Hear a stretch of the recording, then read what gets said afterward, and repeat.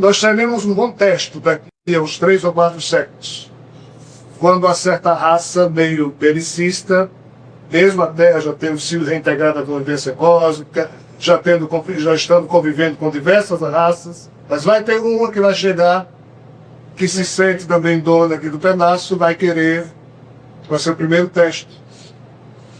Isso tudo se nós não inviabilizarmos a vida na Terra, porque existe sim essa possibilidade. Mas como? Mesmo vindo espíritos evoluídos de fora nascer aqui sim, esses espíritos estão vindo para ver se a raça humana escapa.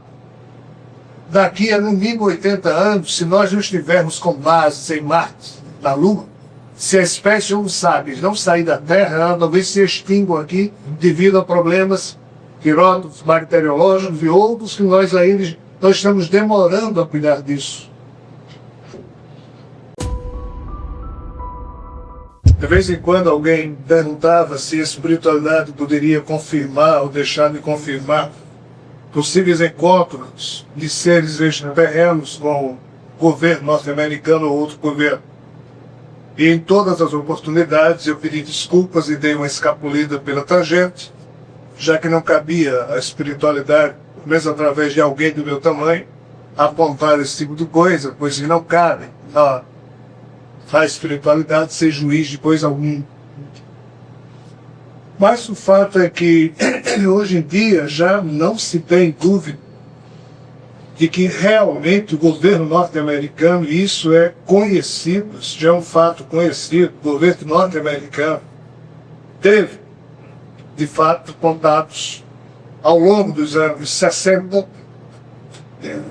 especificamente ao longo dos anos 60, com pelo menos uma raça de seres fortes.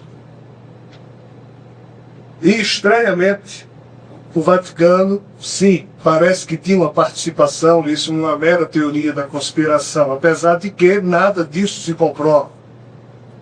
Nós vivemos num mundo em que, por mais que saiam notícias na imprensa de que alguém é corrupto, alguém é doido, alguém é isso, alguém é aquilo, a verdade jamais se estabelece, porque nós, seres humanos, perdemos a capacidade de perceber o óbvio. O ser humano, ele adora acreditar naquilo que lhe é agradável, pois que na hora em que ele acredita, o seu hipotálamo produz peptídeos, agentes químicos, que fazem com que o seu corpo sinta-se de forma satisfatória. Acreditar é ótimo. Então, por mais que, por exemplo, os nossos irmãos dessa igreja aí foram presos nos Estados Unidos, por mais que se prove, são processos, fizeram isso e aquilo, mas existem mais de 1 milhão de pessoas que preferem acreditar que não. Então você vai dizer o quê? Então já se sabe, sim, em certos circuitos, que o governo norte-americano teve esses soldados. Mas, se isso for oficialmente aceito pela lei norte-americana, muita gente vai em cana. Muita gente vai ser responsabilizada. Então, jamais isso será aprovado. E não é só o governo norte-americano, não. O governo russo também foi contaminado. E de forma muito mais sofisticada, porque foi lá em cima. O governo russo, astronautas russos, mais em nome do governo russo, vamos assim dizer, e outras questões também que ainda não estão abertas. Os circuitos internos da NASA já sabem há muito tempo que tem extraterrestres aqui, no entanto, a NASA gasta milhões e bilhões de dólares através de programas buscando extraterrestres aí fora. Quer dizer, é um paradoxo, é uma incoerência. Você não entende, mas esse é o problema. Nós, na Terra, deixamos de perceber o homem. Porém, existe uma história, e essa história não é comprovável, de que realmente, no tempo do governo de Ronald Reagan, uma parte do seu governo estava apta a assumir o ônus, junto com o Vaticano, que é o Paulo II.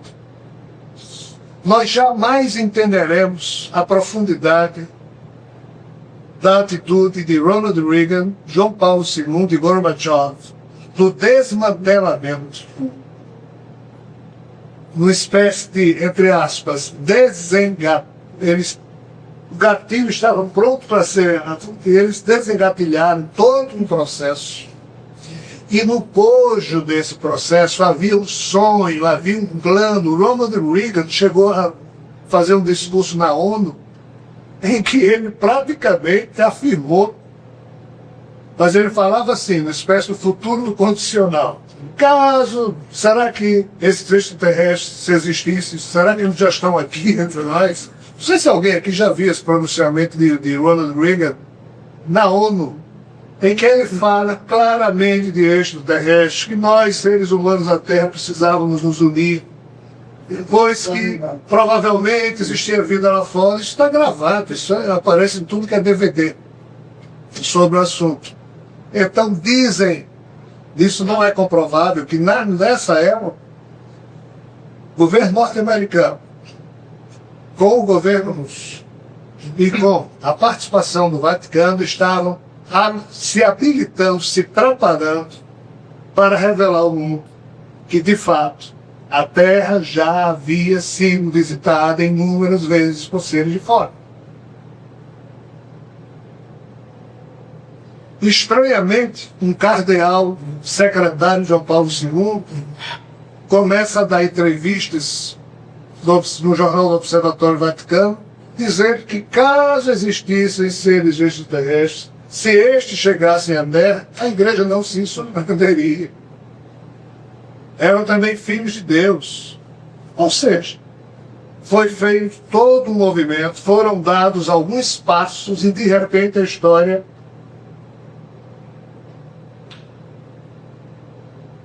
Por quê? Porque o serviço de contra-informação achou complicadíssimo. Outra informação que eu estou dizendo é as forças contrárias a esse tipo de abertura, a esse tipo de comunicação, acharam bem e não ia a fundo. Então, a leitura dos fatos, para qualquer analista atento, deixa claro que estava vendo alguma coisa. De repente, União Soviética e Estados Unidos, que estavam no limite da Guerra Fria, no limite perigosíssimo da Guerra Fria, desconectam qualquer possibilidade de guerra nuclear, de problemas. João Paulo II, junto com Gorbachev e Ronald Reagan, esfacelam as cortinas de ferro existentes na Eurásia. O sistema soviético cai.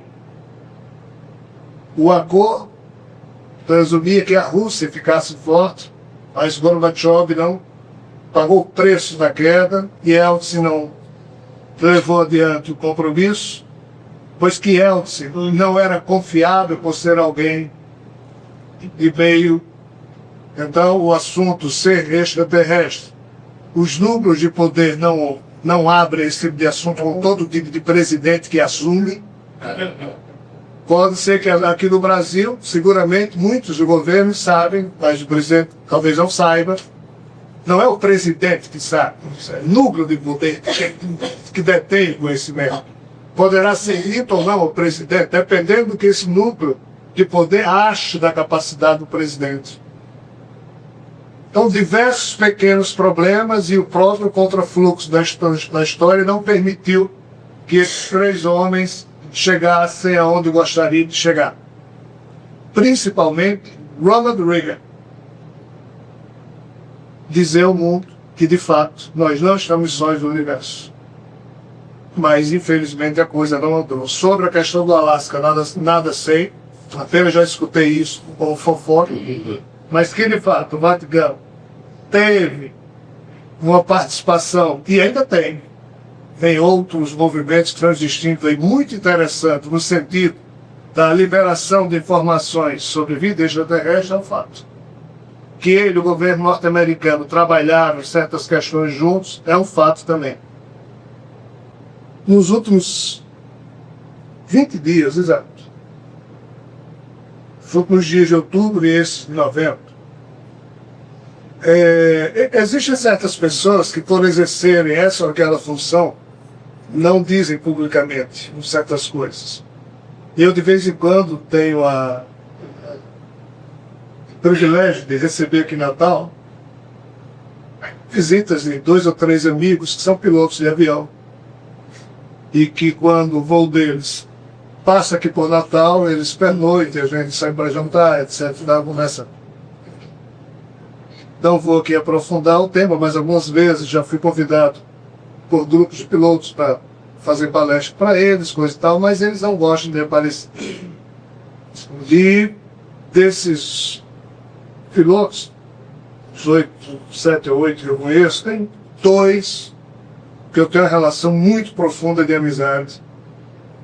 E até o início de outubro desse ano, esses pilotos jamais viram coisa alguma e cada um deles já tem horas e horas e horas, são comandantes de avião, etc. Comercial. Nesses últimos 20 dias, detalhe, esses 2 pilotos, eles não se conhecem. Os 2 que eu estou falando aqui, eles 2 me ligaram, dizendo que pela primeira vez na vida, viram, e não foram eles. Não, no caso de um deles, foi o próprio piloto que estava com ele, que eu disse, aí, olha aquilo ali. E não era eram vários.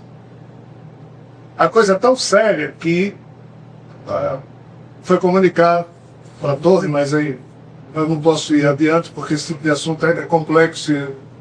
Um piloto hoje em dia que diz que viu UFO, no outro dia tem a sua carteira, entre aspas. Né? Então é uma informação melindrosa. A semana passada, teve a notícia aí de um Boeing aí que detectou, mudou inclusive, deu em cadeia nacional. A primeira coisa que me veio foi, lembra do Osíris Silva numa viagem no Brasil? Eles foram acompanhados, né? Osíris Silva. Essa loucura toda começou depois de dia 4 de outubro. Foi, né? Recentemente, semana passada agora. E detalhes, né? A torre nada viu, mas o radar, tanto que o piloto manobrou. Entendeu? E registrou, né? Estou saindo do nível tal para o nível tal. Uma coisa tão doida que esses 2 pilotos que me ligaram, eles me ligaram, a gente marcou telefone fixo, porque por telefone a gente não conversa sobre isso, eles já conversam. Eles vinham na Tapas quando queriam conversar sobre o assunto, e olha que eles nunca viram nada. Só para conversar sobre o assunto, eles não confiaram falar por telefone, vinham na Tapas para a gente trocar ideias. Agora eles viram, em momentos diferentes nos últimos 20 dias. Um aqui, próximo a Natal, e outro numa certa região. Como eles não têm voo previsto para cá, mas eles não aguentavam ficar em silêncio, então, uma verdadeira operação de segurança de telefones totalmente loucos para eles poderem falar. Um contou o seguinte: o radar do bordo percebeu e o radar de ferro também. O outro só o radar de bordo, como você disse. E foi agora. E o interessante é que um desses amigos, o copiloto, foi o primeiro voo junto deles 2, ele foi que esse visto. E o copiloto percebeu, e o copiloto ficou meio nervoso, você não acredita nessas coisas, isso está lá. Aí ele, calma, tá? Mas foi, eram 9 objetos. Nítidos, o negócio todo disse também. O interessante, pessoal, é que isso começou depois do dia 4 de outubro. E o que é que houve no dia 4 de outubro? Que, estranhamente, isso não está claro na internet. Um ano depois.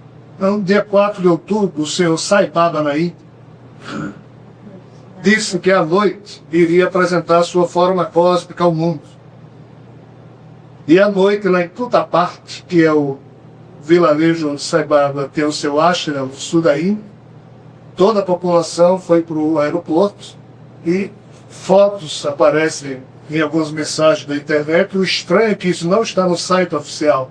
Saibaba, não sei porquê, mas o assunto extraterrestre espanta até as pessoas mais, talvez os seguidores de Saibaba, que controlam o site, estejam com medo de colocar essas fotos. Já existe tanta o pessoal denigre a imagem de Sai Baba, então talvez eles estejam com medo. Mas a história é a seguinte. Dia 4 de outubro, Sai Baba ele aparece às 7 da manhã, às 14 horas da tarde, para dar as suas bênçãos, vamos assim dizer, as pessoas que estão lá. E sempre é de manhã, dezenas de milhares de pessoas, e à tarde também. Sempre. Nesse dia à tarde, depois que ele já tinha dado as bênçãos, tinha se recolhido junto com os seus assessores, as pessoas que mais o acompanham, e um deles já tinha ido embora, e ele já estava concluído os trabalhos da tarde, quando pede para chamar aquele que já tinha ido embora, e comunica que aquela noite, a partir das 19 horas, hora local, ele apresentaria ao mundo a sua forma cósmica.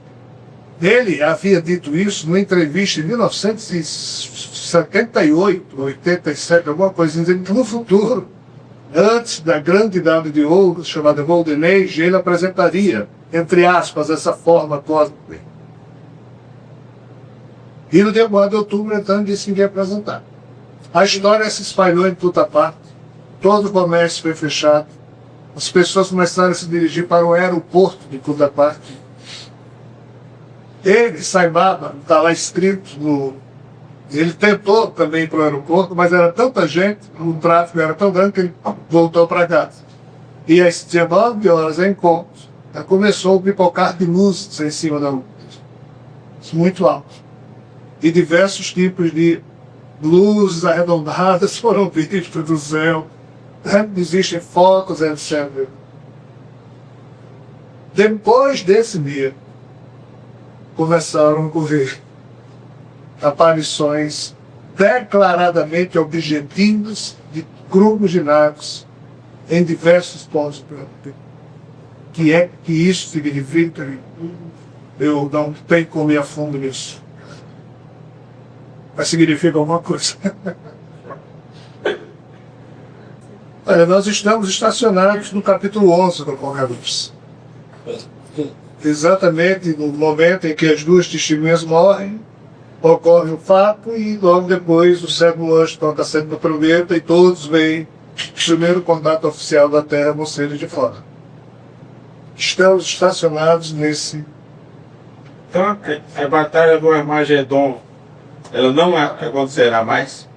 Tudo isso já aconteceu, mas com as cores que nós não conseguimos entender.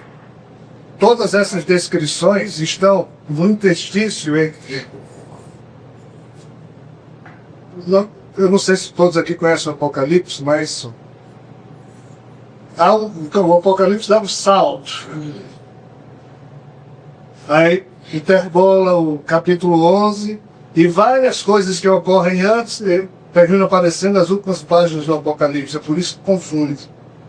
Mas tudo que de complicado existia no Apocalipse já aconteceu, agora é só coisa boa. Não é que só vai acontecer coisas boas na Terra, ainda teremos problemas, mas em termos de profecias apocalípticas, todas as negativas já ocorreram. Não tem mais nenhuma por ocorrer. O problema é que guerra do Armagedon, não sei, tem gente que ainda está esperando a besta subir do mar, a fera subir do abismo, tudo isso já aconteceu. Nós estávamos falando aqui no Vaticano, muito das questões que o Apocalipse trata, que as pessoas pensam que é guerra, não é. Problemas que ocorreram no tempo da Inquisição, logo depois de Inácio de Loyola, com os jesuítas no Vaticano. Eu tentei explicar isso nos livros que devia pedir deles. Mas em resumo, não tem nada de negativo mais para acontecer que esteja descrito no Apocalipse. Nós ainda teremos problemas. Mas em termos de Apocalipse, segundo o que eles dizem, estou repetindo o que eles disseram ao longo desse tempo todo e continuam afirmando. Nós estamos estacionados aqui, por um pequeno probleminha que já deve ter sido resolvido e a qualquer momento. E os outros acontecimentos previstos no Evangelho, os Evangelhos, esses também foram superados e tal? Esses, me parece que mais do que os do Apocalipse já estão totalmente esperados também. Não tem mais nada de complicado para acontecer.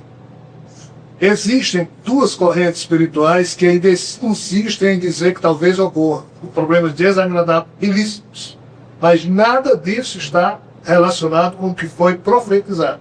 São outros movimentos que estão ocorrendo, podem produzir esse tipo de coisa.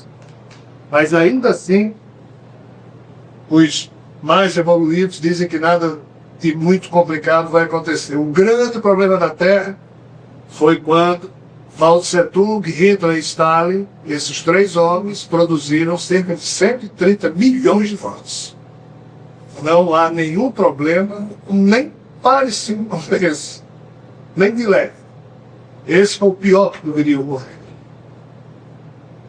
E nada nos espera no sentido de negatividade, terceira guerra. Não. O nosso problema é seríssimo, mas é no campo ambiental, é no campo de poluição, é no campo de degradação moral. São outros problemas que nós teremos que enfrentar, e não são fáceis, são mais complexos que guerra. Mas guerra, guerra, guerra, segundo eles, quem viver merece. Sendo assim, não tem mais nada de esperar, a não ser. Veja bem, se eu pedir a você, me conta a história da humanidade nos últimos 6.000 anos. Como é que alguém vai contar a história da humanidade dos 6.000 anos? Você vai criar uma linha e vai contar alguma coisa, mas você nunca conta tudo. Sim. O Apocalipse, como qualquer livro, ele fala um pouquinho, isso lê uma linha. Então ele só descreveu alguns fatos, numa linha, mas existem muitos outros fatos. Então o que é que eu estou dizendo? Sobre o que foi profetizado no Apocalipse, nos Evangelhos, certo? Não tem nada mais negativo para ocorrer. Ocorrerão ainda problemas negativos, mas nada daqueles referidos, porque estes já ocorreram todos. Além disso, aí deve ter coisa de 1 milhão ou 1.000 anos. Daqui a 1.000 anos. Teremos problemas sérios daqui a 1.000 anos. Agora só chama guerra entre mundos. Daqui a 1.000 anos a gente está começando e o Apocalipse aponta isso. Um simples problema, depois do chamado período, é o milenarismo, 1.000 anos com Cristo. Mas depois tem mais bronca, quando Satã vai ser solto de novo. Não é que Satã vai ser solto, mas é a expressão figurada que o cronista do Apocalipse solta. Já que Satã foi o problema até agora, então daqui a 1.000 anos você vai ocorrer de novo, mas qual é o problema? É porque os nossos irmãos que estão sendo exilados da terra agora, vejam só, se esses nossos irmãos e irmãs que estão sendo exilados da terra não fossem, a terra jamais melhoraria. A questão é que a partir de 2050 aproximadamente, esses espíritos que estão sendo exilados desde 1989, eles não mais encarnarão. A partir dessa data, somente espíritos tendentes ao bem e espíritos evoluídos é que nascerão na Terra. Por isso que a Terra vai melhorar. Não é que isso aqui vai ser um paraíso. Nós teremos problemas durante 1.000 anos. Esses que estão saindo, e são centenas de milhões que estão saindo, milhões, centenas de milhões que estão saindo, contam-se aos bilhões, falando mais claramente. Eles são tão complicados que se eles fossem todos alojados num mundo só, eles destruiriam esse mundo. Então estão sendo divididos em 2 mundos. Nós vamos continuar a encarnar aqui na Terra durante 1.000 anos, teremos umas 5 ou 6 encarnações nos próximos 1.000 anos. Só que esses seres, durante esses 1.000 anos terrenos, nos mundos em que eles vão ser colocados, eles vão ter, entre aspas, milhares de encarnações. Enquanto a gente aqui na Terra vai ter 5, 6, 7, e eles vão ter, entre aspas, milhares. Nessas milhares, eles vão atingir um progresso tecnológico muito grande, que vai permitir com que daqui a 1.000 anos terrenos, eles possam nos visitar. E quem são esses que vão nos visitar? São eles pais, e mães, irmãos e filhos meus, de vocês. São eles amigos totalmente ignorantes, mas nós já estaremos com consciência disso, eles não. Se nós evoluirmos, nós iremos primeiro até lá e os ajudaremos e desencadearemos essa possibilidade profética. Mas se nós não evoluirmos o suficiente, eles virão.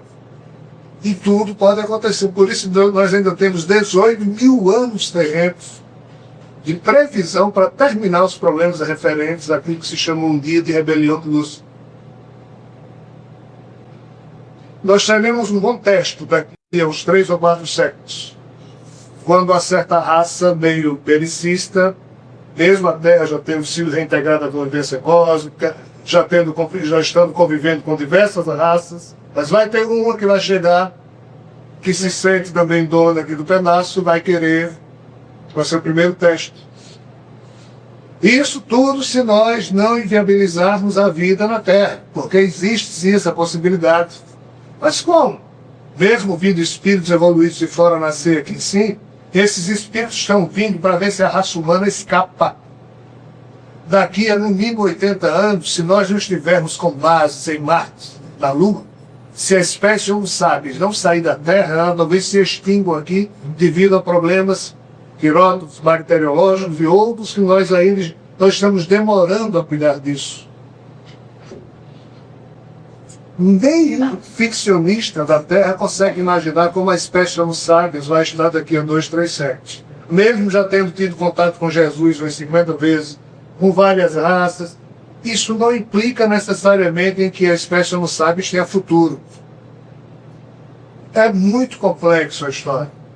O Apocalipse aponta, então, como o Apocalipse é algo considerado sagrado aí em cima, as próprias equipes espirituais da Terra pressupõem que, de fato, a espécie Homo sapiens sobreviverá. Mas eu já tive a oportunidade de assistir coisas que eles dizem assim, vai sobreviver, mas é assim, ó.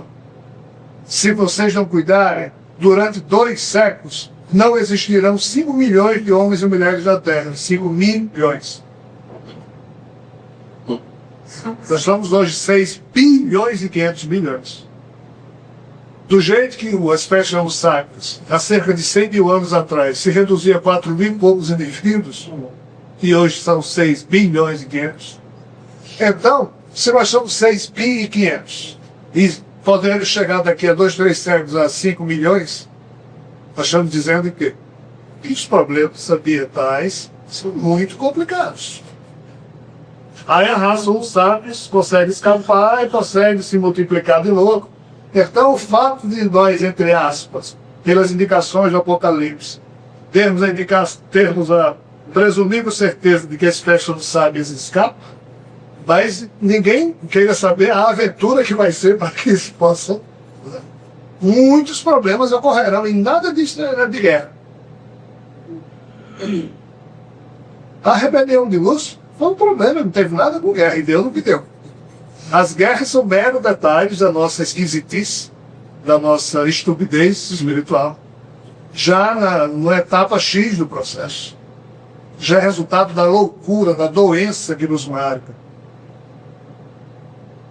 Então o assunto é muito sério, só que hoje nós temos assuntos tão doidos para tratar, tão urgentes, que falar de vida extraterrestre até parece piada, já que a gente não consegue nem dar conta minimamente dos detalhes da vida aqui na Terra, que nos convidam a envidar esforços, e nós estamos fazendo o quê?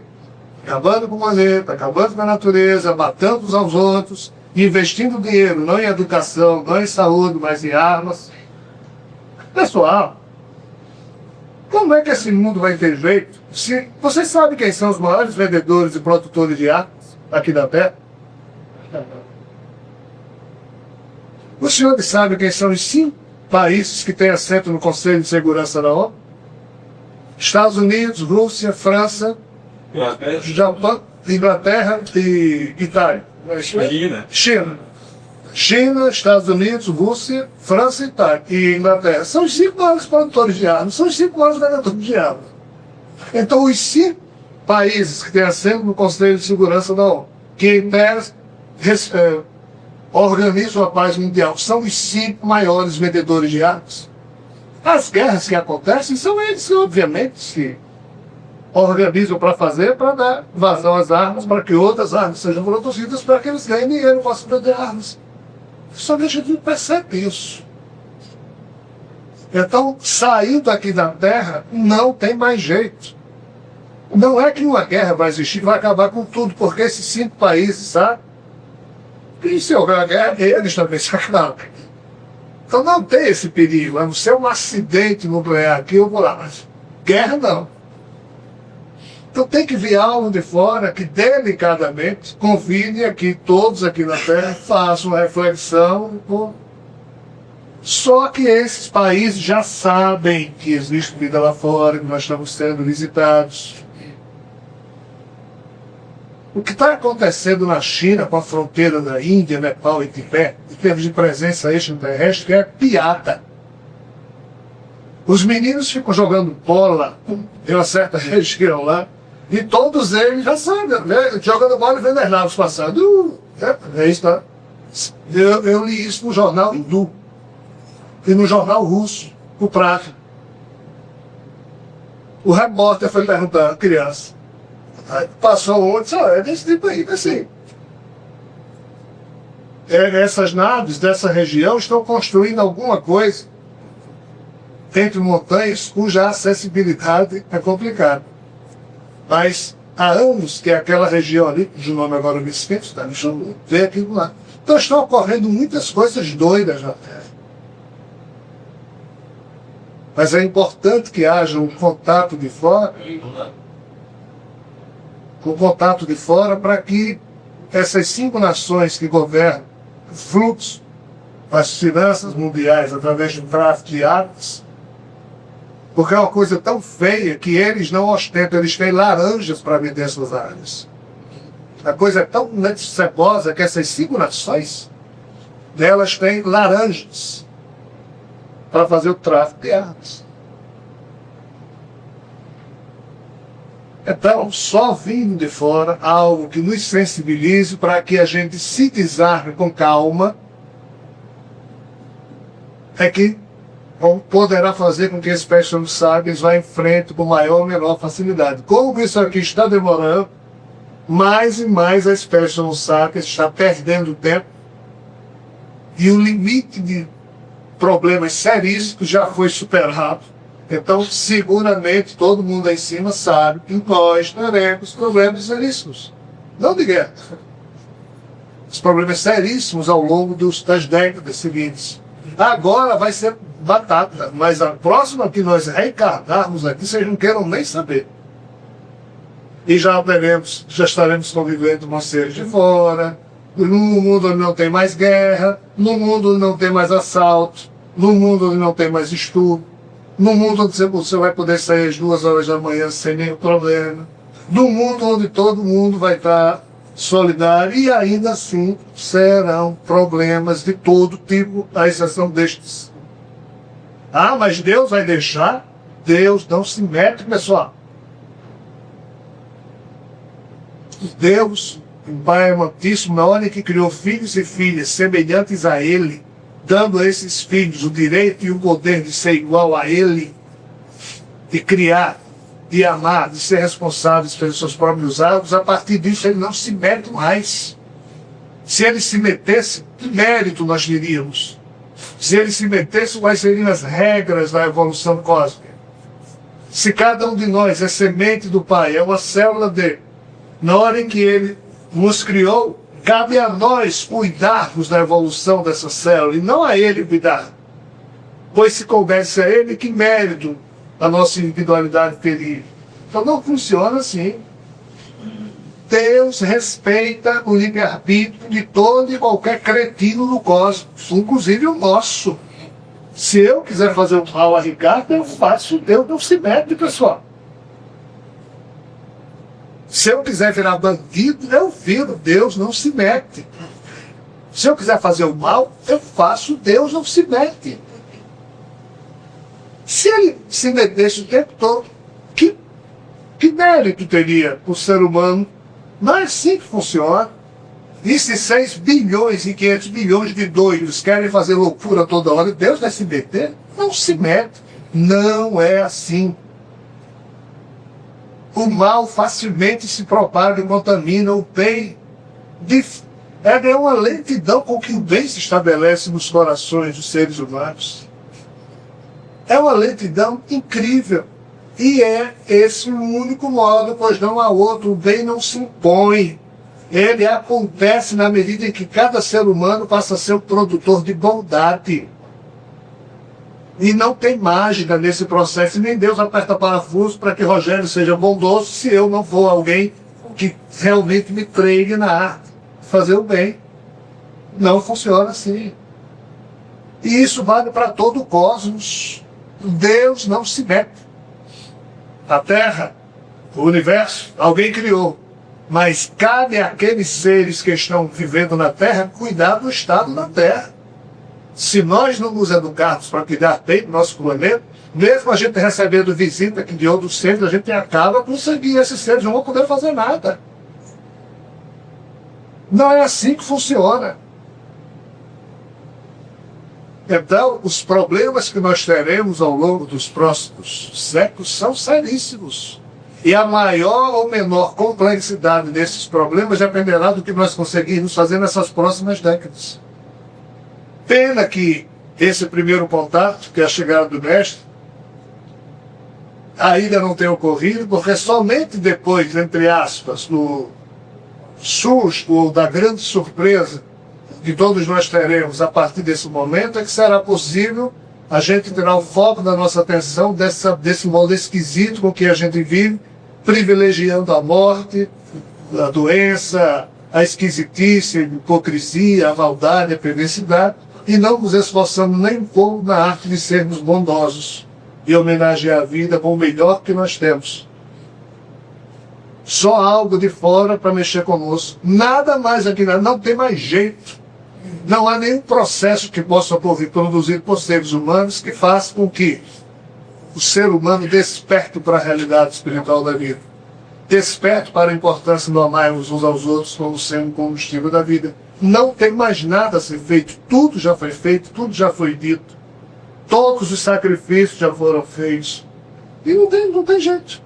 Nós chegamos a esse ponto tal de implodirmos os centros, os compartimentos da nossa alma, de beleza, de bondade, de ternura. Foram-se todas essas chaves, perdemos as chaves. Precisamos construir outras para abrir os compartimentos da nossa alma, para exalarmos de novo o nosso potencial divino. Poucos conseguem despertar no meio do caos existencial como esse. Então, somente algo vindo de fora. Só que para que esse algo venha, é necessário toda uma organização aí de esforços que está além daquilo que nós, seres humanos, podemos fazer.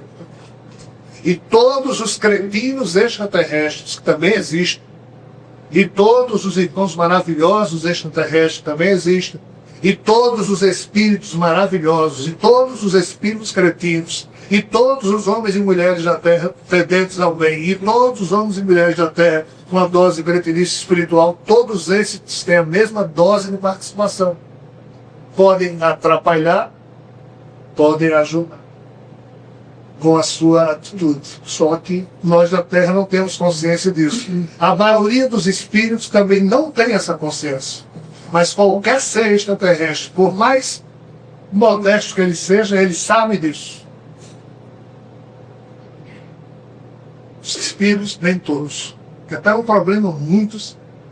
A quantidade de naves que estão estacionadas sobre os oceanos terrestres, que há milênios perderam a capacidade de sair da Terra, estão aí há mais de 5.000 anos. Os ETs lá dentro das naves saem, vão um pouquinho, voltam, eles não conseguem sair mais. Perderam a capacidade tecnológica de voltar para os seus mundos. Aí, os irmãos desses ETs que estão naquela civilização, vivendo, entre aspas, lá no fundo do oceano, eles chegam, sabem que a turma está lá, tem. Aí na hora, às vezes, de ajudar, conseguem ajudar e leva, outras raças não conseguem. É uma confusão total. E a gente não tem a menor ideia disso. Então, quando isso tudo for organizado, e eles dizem que já está, depois disso ocorre o primeiro contato. O que se pode dizer a propósito do futuro espiritual da África? Porque parece que está um crescimento e que está mais ou menos um tipo de deslocalização de entidades de um continente para o outro.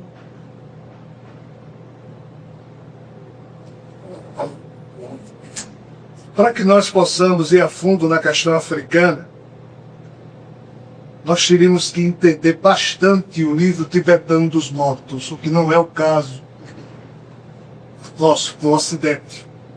Nós aqui conhecemos a doutrina dos espíritos, mas a doutrina dos espíritos não detém o nível de conhecimento suficiente para explicar certas questões que ocorrem na espiritualidade terrena. Somente o conhecimento oriental detém esse conhecimento, pode explicar isso aí. E eu vou tentar usar um pouco desse conhecimento para poder chegar na questão da África. O chamado livro tibetano dos mortos.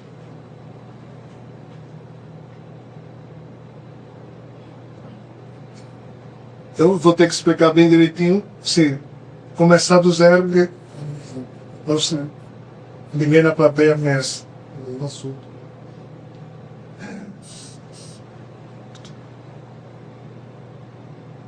O budismo surgiu na Índia, com Siddhartha Gautama, por volta do ano 566 a.C.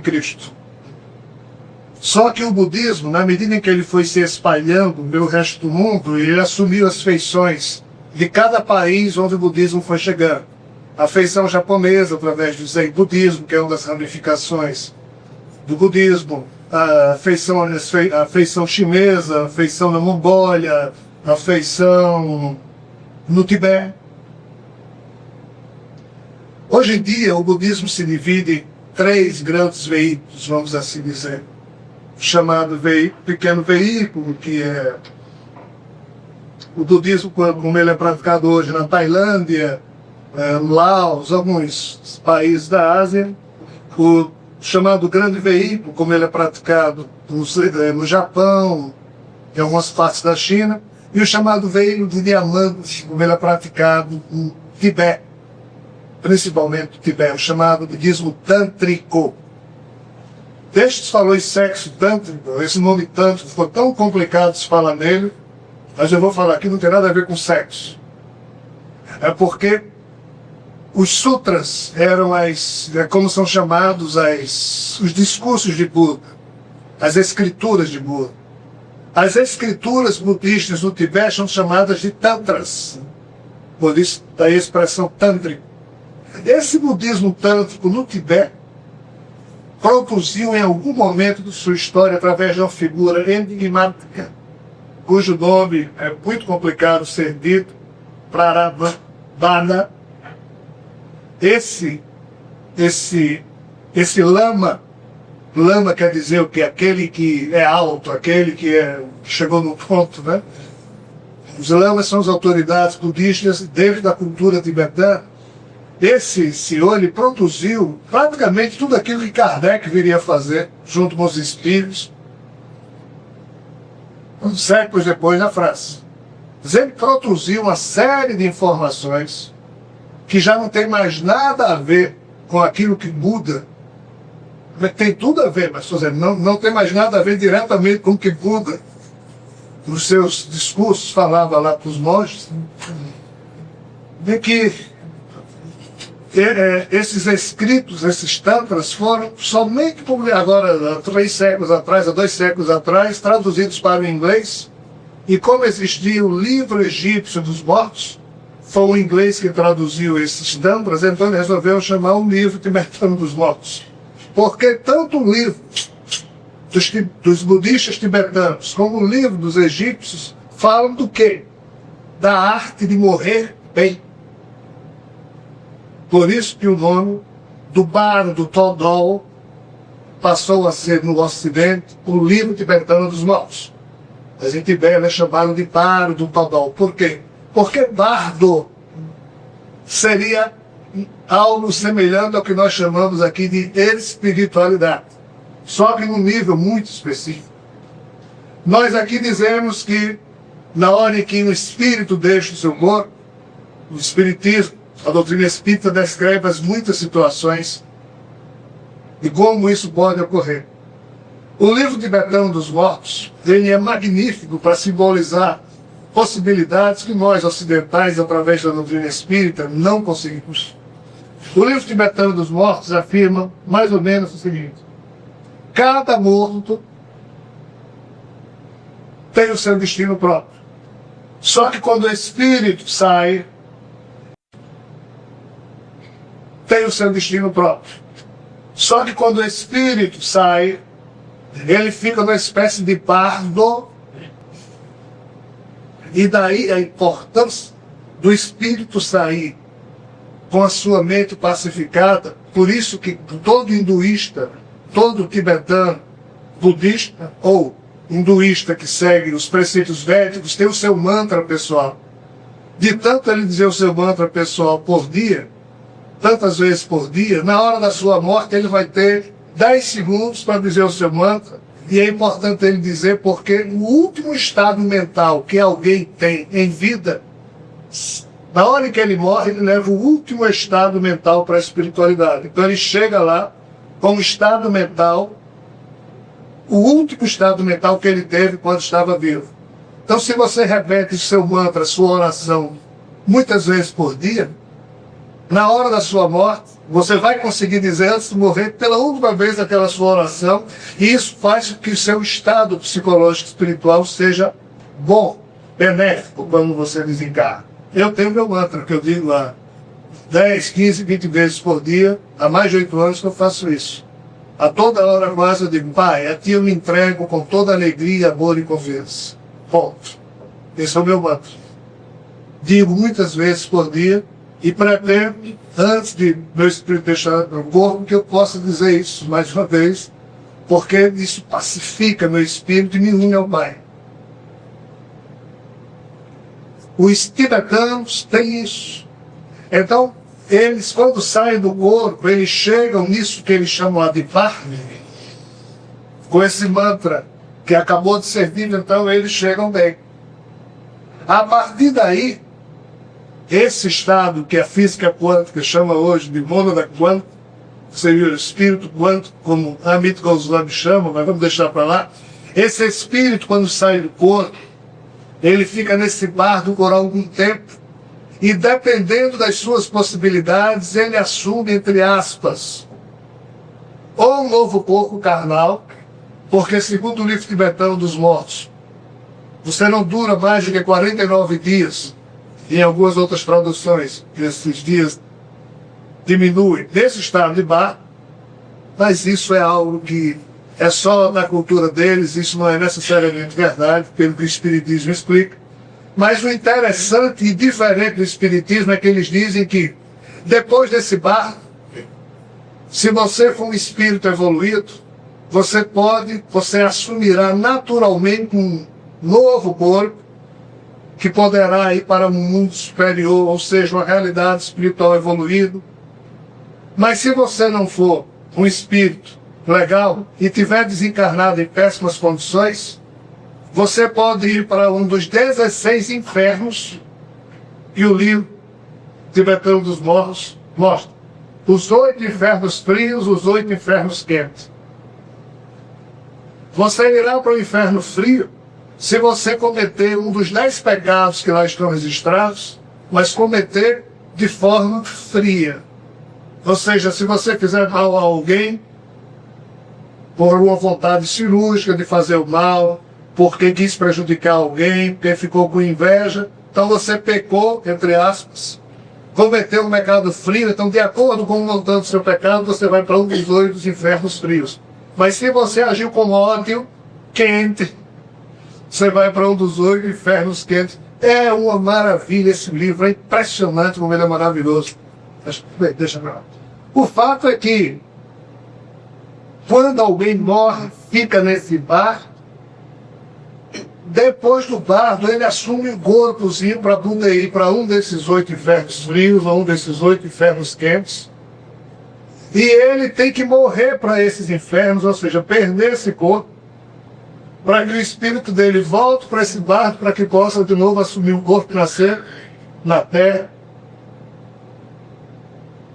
Então esse barco é uma espécie de estação rodoviária para tudo que é defunto, em que saiu da terra, seu espírito fica nesse barco, e de acordo com o seu mérito, você assume um novo corpo e vai ou para mundos maravilhosos ou para situações complicadas. Esse bardo, esse nível espiritual que o livro tibetano dos mortos chama de bardo, esse estado de psicologia espiritual, no continente africano, ele tem um estado que nos demais continentes não é possível ter. Pelo fato da África ter sido barbaramente roubada pelas potências europeias, pela população lá ter diminuído bastante, pela desertificação ter penetrado em muitas das suas regiões, o fato é que os ambientes espirituais mais primitivos, próximos à esfera dos encarnados sobre o continente africano, permite que lá ocorram coisas que os outros ambientes espirituais vinculados aos demais continentes não dá para ocorrer.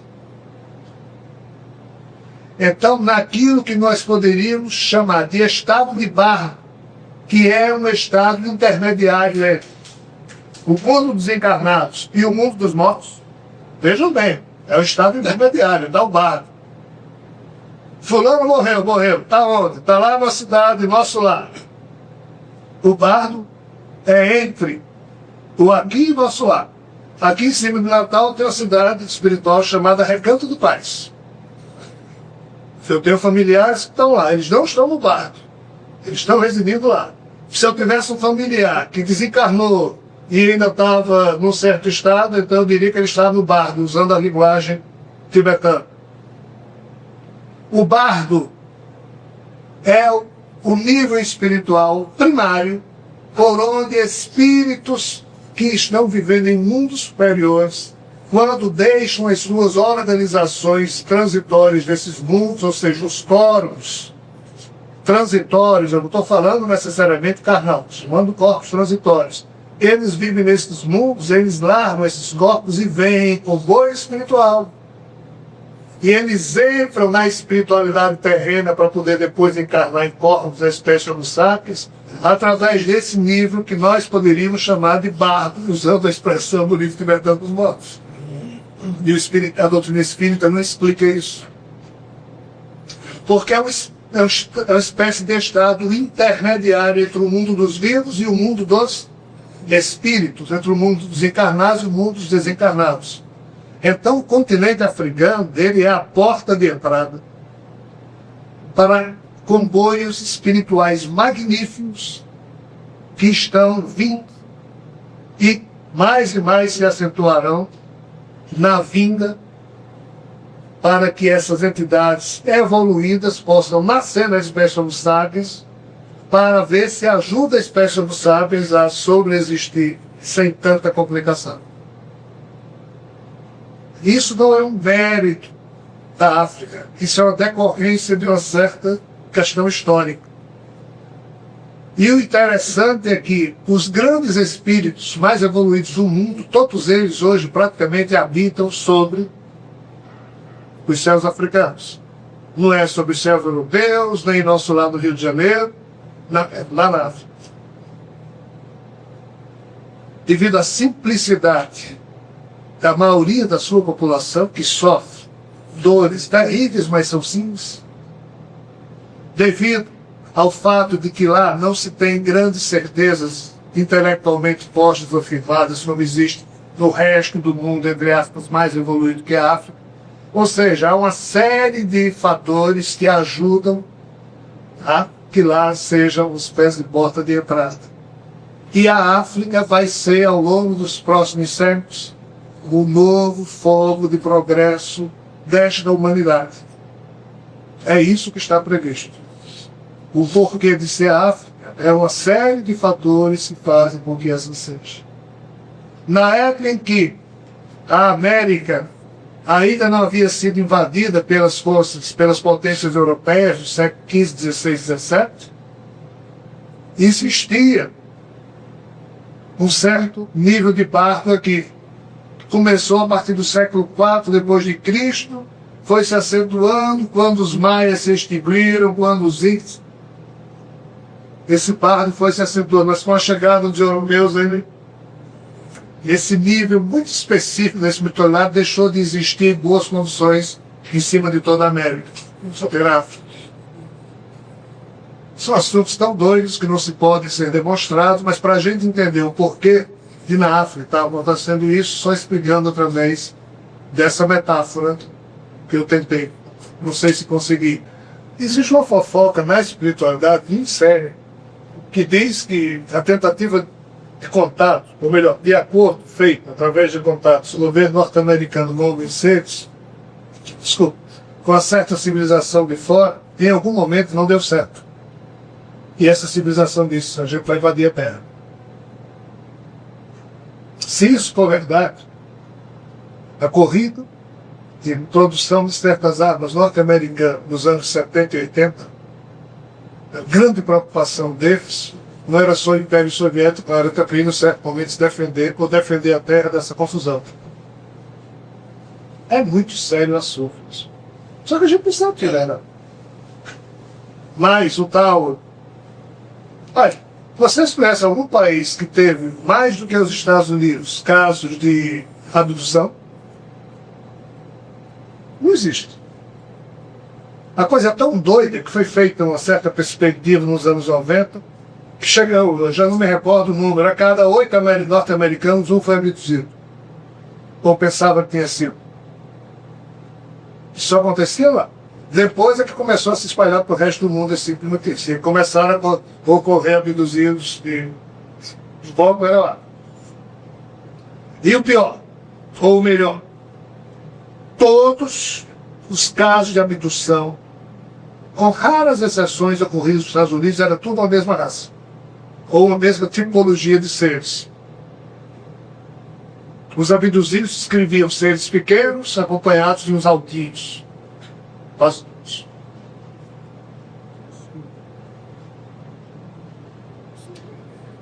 Se isso for verdade, e que de fato, em algum momento, essa raça e o núcleo do governo norte-americano se desentenderam e eles disseram, nós vamos invadir a Terra, como as informações que o governo americano detinha, sabia que esse tipo de raça precisa de tempo X para fazer com que toda a sua força venha lá do seu mundo para cá. Sabia que esse tipo de raça tinha X potencial bélico aqui próximo à Terra. Então, eles sabiam que tinham X anos para produzir uma defesa suficiente para... Então, alguns cientistas trabalharam sem saber que estavam produzindo armas para defender a Terra. Então, é uma loucura total. Cabem todas as histórias de ficção desse tipo de assunto. Então a gente fica atordoado, desarticulado, sem saber o que é verdade e o que não é. A conclusão a que pessoalmente eu cheguei é que quanto mais absurda for uma história, provavelmente ela deve ser verdade desse tipo de assunto. Porque o simples não tem lugar. É tudo tão absurdo, tão diferente daquilo que nós seres humanos nos acostumamos a enxergar, que o simples não tem lugar. O complexo aí, Rogério, eu acho, é preparar uma defesa da Terra para civilizações, provavelmente mais avançadas, né? Menos avançadas não chegariam até nós. Tem que ser muito avançado. E aí, preparar essa defesa é que eu acho complexo. Definir que tipo de arma eu vou apontar para o céu. Você sabe qual é a defesa? Não é arma apontada para o céu, isso é uma metáfora que a gente faz. Na verdade, seria na hora em que eles dominassem qualquer torrão aqui embaixo, as armas destruiriam esse torrão na terra. O que eu estou querendo dizer? Essas armas não atirariam em naves se aproximarem da Terra. Essas armas, elas se autodefenderiam de possível destruição por parte desses seres, mas depois que eles penetrassem na atmosfera terrestre, pretendessem dominar isso ou aquilo, essas armas atuariam, mas destruindo as coisas aqui na Terra. os seres humanos, inclusive. Havia também a tentativa de escudo protetor, mas não tinha como se fazer isso no espaço de tempo que eles supunham ter. E um outro detalhe, provavelmente isso era com uma ou duas raças. Já se sabe, desde aquela época se sabia, que eram muito mais do que duas raças que visitavam a Terra. Olha o tamanho da confusão. Os governos da Terra não têm contato com os espíritos. Os governos da Terra não têm, nem nunca tiveram contato, se for dito é possível governo, é verdade, com os seres extraterrestres evoluídos. Evoluídos sob uma perspectiva espiritual. Por exemplo, os assessores do Mestre, os assessores de Javé, seres extraterrenos muito evoluídos. Nunca nenhum governo terrestre teve contato com esses pessoas. Ponto 2. Essas equipes, essas civilizações que se aproximaram da Terra e tiveram contato com o governo norte-americano, são civilizações que, na linguagem utilizada aqui os cima, são chamados piratas cósmicos. Eles têm uma evolução tecnológica, precisam de muita coisa que existe na Terra, não têm a elegância moral e espiritual para esperar um momento em que se possam trocar, como hoje em dia a gente faz, uma cidade ajuda a outra. Então, eles tentam fazer uma invasão, não conseguem, então eles fazem um acordo com o império dominante, porque sabem que aquele império precisa de desenvolvimento tecnológico para dominar, então eles não impedem tais coisas. Nessa convivência, claro que os dois lados escondem suas forças, mas diversos testes são feitos para que se descubra, quando dois generais estão em guerra, um tenta entender a força do outro. Então o governo norte-americano percebeu que esses seres não tinham um grande poder localizado no sistema solar. Eles não tinham como invadir. E os norte-americanos não têm a menor noção de que existem seres extraterrestres muito evoluídos. Não, eles só têm com essa raça. Então eles sempre lidaram com a perspectiva dessa raça fazer chegar em 10 anos aqui mais naves dessa civilização. Então o raciocínio deles sempre foi em cima dessas.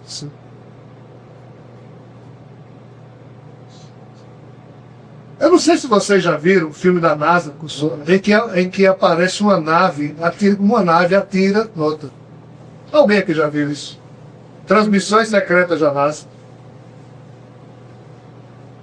Esse filme ele foi feito a partir desses ônibus espaciais norte-americanos. Eles foram soltar um satélite, soltaram o satélite, o filme mostra. O problema da NASA é que um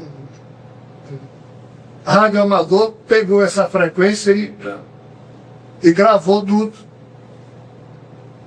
Aí, nesse filme, acontece algo muito interessante, porque o satélite se rompe. Foi um dos satélites perdidos do governo norte-americano. Aí o satélite vai se afastando, e por trás do satélite começam a surgir. Aí o cara lá do ônibus fala com Houston, né? Ou seja, a base de Cabo Pequeno lá embaixo. Vocês estão vendo? Estamos. O que é que vocês acham que é aquilo? Eu acho que é gelo seco. Aí depois, não é gelo seco. O que é? Eu não sei. Com medo. O astronauta falando com o cara lá em terra.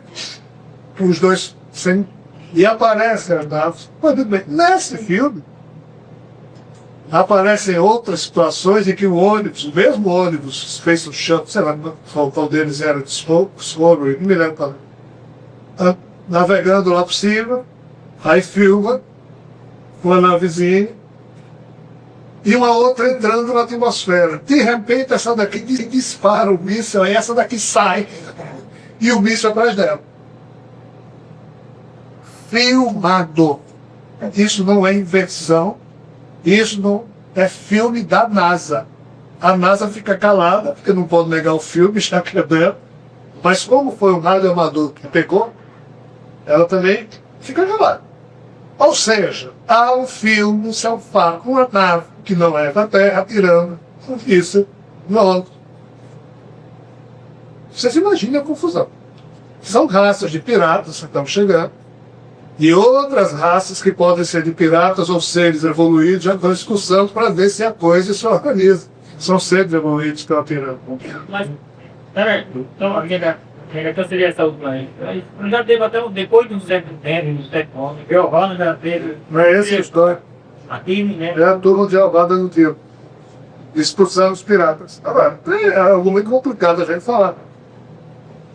Fala nisso, e o objeto que está parado no lugar, que flash, determinado momento ela vindo um flash para apresentar, que fosse um laser não direcionado para cá, não para lá, que eu achei estranho. Né?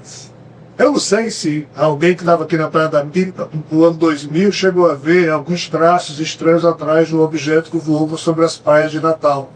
Numa certa noite do mês de janeiro do ano 2000. Mas parecia... Oi? 22 de janeiro. Mas parecia realmente uns... Impressionante. Quando ele passou no cotovelo, é como se fosse um triângulo, É, eu vi aqui com caneta. com diversos pontos atrás. Né? Como se fosse uma nave triangular. Aí outras pessoas já viram como sendo um triângulo soltando laser para trás. Os gases na atmosfera perturbam a nossa percepção visual. Às vezes, uma estrela que não é nada, a gente olha assim para cima, isso acontece muito quando ela está no zênite. Aí de repente você vê a estrela aqui de lado, mas não é. Porque os gases que existem entre os seus olhos e a altura da estrela modifica o foco dela. Já na diagonal, lá no horizonte, mais difícil acontecer, mas também acontece. A jellyfish, não sei se é estrela, eu vejo sempre, sabe? Mas ela é imensa. Ela fica próxima, assim, quando tem lua, ela fica bem próxima à lua. Mas ela é imensa, cheia assim. Tá parecendo que vai me Ai, rale. Eu fotografei, eu estava até procurando aqui no celular, sabe? Eu aproximei e consegui fotografar. Mas é uma coisa mas é imensa, é totalmente diferente. Aí eu comecei a observar outras iguais, mas bem mais distantes. Quando ele falou assim, nas 9, sabe? Aí eu chamei até as pessoas da casa, esse coisa, sabe? Foi bem naquela fase. Acho que desde maio que eu observo. Mas é impressionante o tamanho. É muito. Quando tá parecendo mais ou menos o celular da minha luz, É, mas eu vejo, olha, eu vejo toda hora. Sabe? eu vejo. É, eu também, olha aí, mostra. O fato é que, pessoal, quando a gente concluir, Eu tenho uma pergunta aqui. É a última do ano. Desde 2001 eu faço essa pergunta, sendo a última pergunta do ano, que fez a mesma pergunta. Que a espiritualidade tem para não dizer? É a menos de 7 anos. Ela tem melhor. É 2008, né? pessoal, veja só,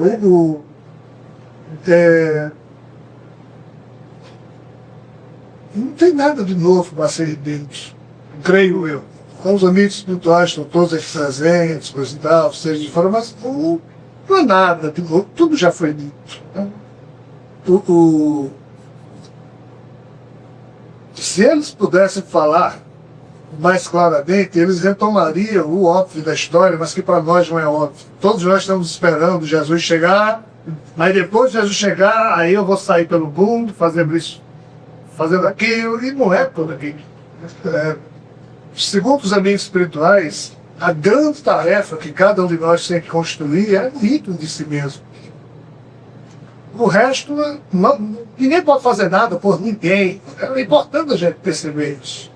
A gente pode fazer caridade e ajudar as pessoas, mas no fundo ninguém faz nada por ninguém. Mas que ninguém pode agir por ninguém. A gente pode carregar alguém no colo durante um tempo, mas em algum momento essa pessoa vai ter que andar pela sua própria condição. Então, nós não somos isso aqui que a gente está olhando uns nos outros. Isso aqui são corpos físicos. Eu não sou esse corpo aqui. Eu sou uma realidade espiritual que, com esse corpo, eu até tenho dificuldade em percebê-lo. Eu não morro, quem morre é esse corpo, essa coisa que eu chamo eu, ela continua. O eu de vocês não é esse aí que a gente está vendo, é algo mais profundo. E nós temos que aprender a conviver com esse eu mais profundo que a gente tem, se a gente quiser realmente evoluir. Não é a chegada de Jesus que vai fazer com que a gente perceba esse eu mais profundo. Nós não somos criados à semelhança do Pai com esse corpo, é no corpo espiritual que nós temos que a gente nem sabe que tem. Então, pasmem, mas os primeiros momentos após a chegada do Mestre das suas equipes, com toda a confusão havendo na Terra, mas o convite é para que nós reflitamos. Não é o que eu tenho que fazer para o mundo ou para os outros, é o que eu tenho que finalmente fazer comigo mesmo, que é ter vergonha na cara e exigir de mim mesmo crescimento espiritual progressivo e constante. Não é ajudar ninguém, não é sair convencendo ninguém de nada. Isso acabou, não funcionou e não vai funcionar nunca. Porque, infelizmente, nós temos o orgulho de sempre estar tentando convencer alguém para que esse alguém concorde comigo, para que me ache fantástico, formidável. Esse é o veneno pior que existe na humanidade. E o pior, nós estamos tentando convencer as pessoas aquilo que nem nós sabemos direito, se estamos convencidos, porque nós somos hipócritas, nós somos inoperantes, nós não temos a capacidade de amar claramente posta como sendo o combustível das nossas atitudes. E enquanto não tivermos, pode vir Jesus 1000 vezes aqui, a presença dele vai nos motivar a evoluir, mas não vai nos transformar naquilo que nós não somos ainda. Então, se a espiritualidade tivesse algo para dizer, repetiria esse discurso 1300, 900 vezes, quantas necessárias fossem, porque sem isso não se constrói dignidade e amor na Terra. Esses seres virão e eles não vão ficar muito tempo conosco em nenhuma das visitas, por quê? Porque enquanto eles estiverem, a gente vai ficar esperando que eles façam alguma coisa e eles não têm que fazer nada, somos nós que temos que fazer tudo aqui na Terra. Mas tudo isso começa primeiro por nós mesmos. Não tem outra alternativa. E infelizmente, mesmo nós, que estamos ouvindo falar desse assunto há muitos anos, estamos esperando milagres. Coisas, será? Não é por aí. Imagine quem não está preparado para isso. E quer que me esperar? Jesus chegou, meu Deus. Não é assim, pessoal. Infelizmente não é assim. Seria ótimo que fosse assim, porque não exigiria esforço da gente, mas não é assim. Então, o que está para acontecer, e já está acontecendo, é algo muito delicado, é algo muito suave.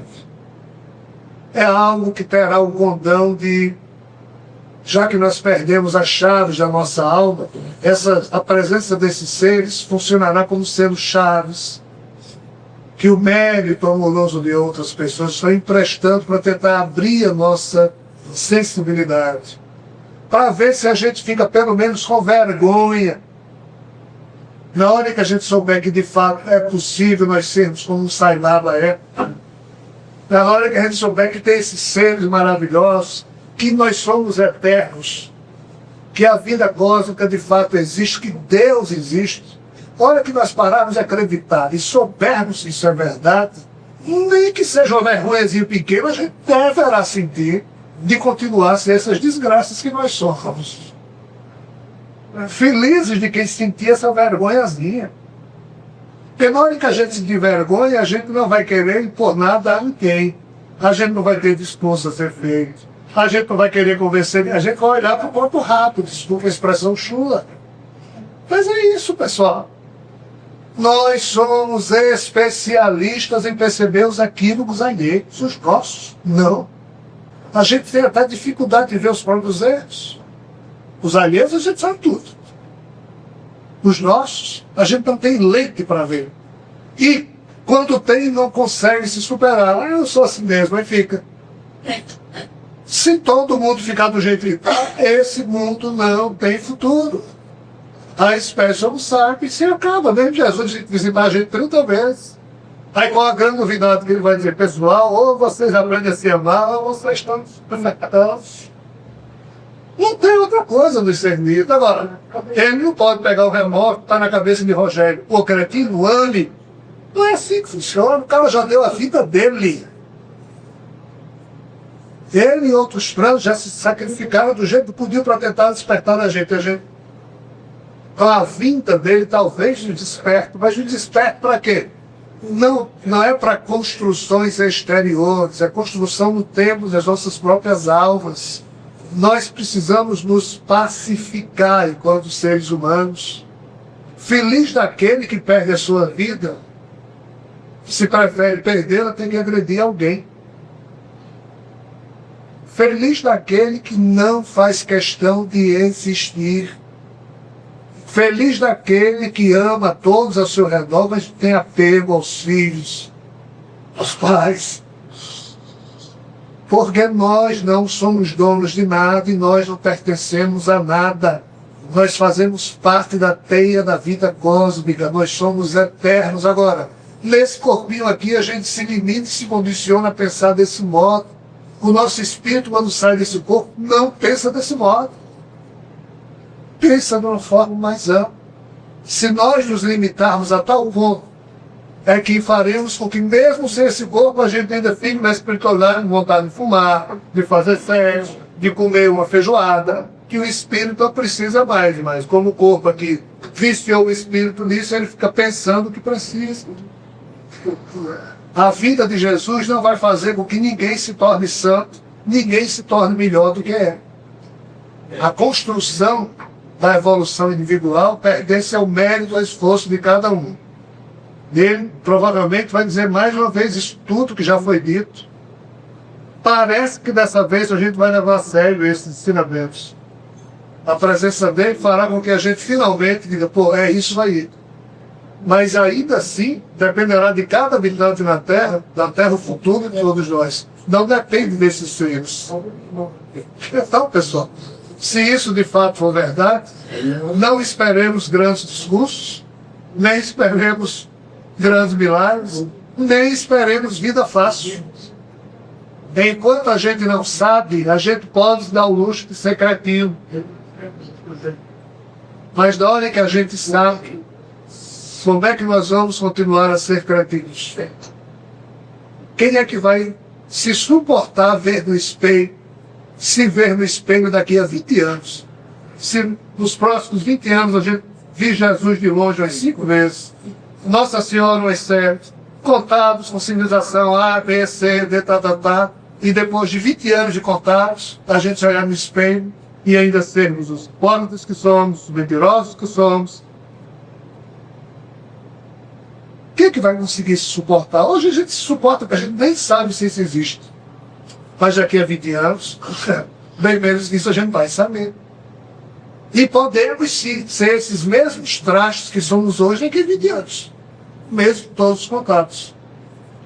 Se nós não nos deixarmos sensibilizar pela delicadeza desses seres que nos convidam ao progresso ascensional mais rápido, teremos todos os problemas aí. Então, pessoal, que é momento de festa, porque finalmente, depois de milênios e milênios, nós chegamos no limite do novo tempo. Que é momento de festas, porque nós teremos a grande bênção, o privilégio de novo, depois de milênios, de ver várias vezes, de sentir, de perceber a coisa mais sagrada que existe no universo, que são os seres que sacralizaram nas suas intimidades o amor como sempre, aquilo que eles dão.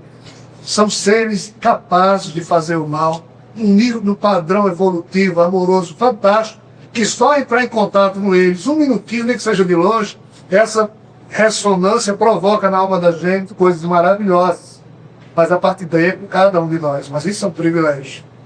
E todos nós, cretinos terráqueos, teremos esse privilégio. Agora, o que cada um vai fazer com isso, pertence ao mistério evolutivo de cada um. Pertence ao mistério evolutivo de cada um. Pertence ao que cada um puder transformar esse privilégio, esse presente, em múltiplos benefícios para si mesmo, para todos aqueles que o rodeiam. Enfim, pertence ao livre-arbítrio de cada um de nós. Essa é a última reunião do ano. Então vamos torcer e esperar que o ano que vem, ou aí desse ano, o grande momento nos encontre despertos na prática da caridade, da fraternidade, da construção do ideal fraterno, mas não lá fora, aqui dentro. A gente só dá o que tem. Dar dinheiro é muito fácil. Dar o que a gente tem dentro é complicado. E a verdadeira doação é a que vem de dentro. É quando você tem paciência, quando você é tolerante, quando você é compassivo, quando você ama mesmo sem ser amado. Esse é o grande desafio. Temos toda a eternidade para aprender isso. Pessoal, obrigado por tudo, obrigado em nome dos amigos aí pela paciência de vocês. A gente se encontra ao longo da eternidade, que vem aqui outras tantas vezes aí. Sim,